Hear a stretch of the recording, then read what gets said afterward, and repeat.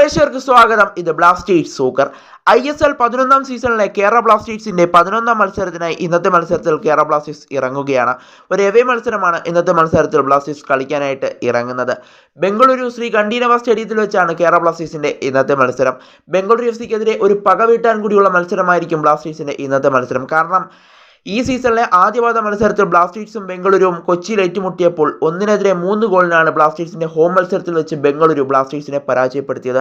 അതുകൊണ്ട് തന്നെ അതേ ഗോൾ മാർജിനിൽ തന്നെ ബംഗളൂരുവിൽ ചെന്ന് അവരെ പരാജയപ്പെടുത്താൻ തന്നെയായിരിക്കും കേരള ബ്ലാസ്റ്റേഴ്സിന്റെ ഇന്നത്തെ ശ്രമം. എന്നാൽ കേരള ബ്ലാസ്റ്റേഴ്സിന്റെ കഴിഞ്ഞ മത്സരത്തിൽ നിന്നും വ്യത്യസ്തമായി ഈ മത്സരത്തിലേക്ക് എത്തുമ്പോൾ 2 പ്രധാനപ്പെട്ട മാറ്റങ്ങൾ ആദ്യ ലെവലിൽ ഉണ്ടാകുമെന്നാണ് നിലവിൽ പ്രതീക്ഷിക്കപ്പെടുന്നത്. എന്തായാലും ഡിഫൻസിനും അതുപോലെ തന്നെ മുന്നേറ്റ നിലയിലുമായിരിക്കും അവിടെ മാറ്റങ്ങൾക്ക് നമ്മൾ പ്രതീക്ഷിക്കേണ്ടത് എന്നുള്ളതാണ് ഇപ്പോൾ നമ്മൾ പുറത്തു വരുന്ന റിപ്പോർട്ടുകളിൽ നിന്ന് നമുക്ക് മനസ്സിലാക്കാനായിട്ട് സാധിക്കുന്നത്. എന്തായാലും ഡിഫൻസിലേക്ക് എത്തുമ്പോൾ അവിടെ റൈറ്റ് ബാക്കിൽ നമുക്ക് പ്രതീക്ഷിക്കാവുന്ന താരമാണ് പ്രബീർ ദാസ്. ഈ സീസണിൽ ഒറ്റ മത്സരം പോലും ബ്ലാസ്റ്റേഴ്സിന് വേണ്ടി കളിച്ചിട്ടില്ല. എന്നാൽ പ്രബീർ ദാസ് ഈ മത്സരത്തിലേക്ക് ആദ്യ ലെവലിലേക്ക് തന്നെ കടന്നു വരുമെന്നുള്ള റിപ്പോർട്ടുകളാണ് ഇപ്പോൾ പുറത്തേക്ക് വന്നുകൊണ്ടിരിക്കുന്നത്. കൂടാതെ ഇന്നലെ ബ്ലാസ്റ്റേഴ്സ് ബംഗളൂരുവിലേക്ക് യാത്ര ചെയ്യുന്ന ചിത്രങ്ങളൊക്കെ പുറത്തേക്ക് വിട്ടപ്പോൾ എയർപോർട്ടിൽ നമുക്ക് പ്രബീർ ദാസിനെയും കാണാനായിട്ട് സാധിച്ചിരുന്നു.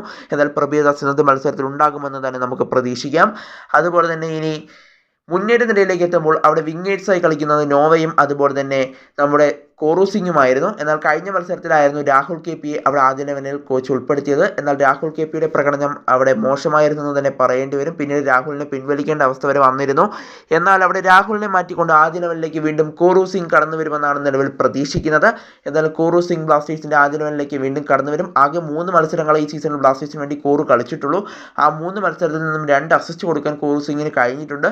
അത് ഏറ്റവും ശ്രദ്ധേയമായ കാര്യമാണ്. എന്തായാലും ഈ 2 പ്രധാനപ്പെട്ട മാറ്റങ്ങളായിരിക്കും ഇന്നത്തെ ബ്ലാസ്റ്റേഴ്സിന്റെ മത്സരത്തിൽ ഉണ്ടാവുക എന്നാണ് പ്രതീക്ഷിക്കുന്നത്. പ്രബീർ ദാസും അതുപോലെ തന്നെ കോറു സിംഗും ആദ്യ ലെവലിലേക്ക് കടന്നു വരും എന്നുള്ള റിപ്പോർട്ടുകളാണ് ഇപ്പോൾ പുറത്തേക്ക് വരുന്നത്.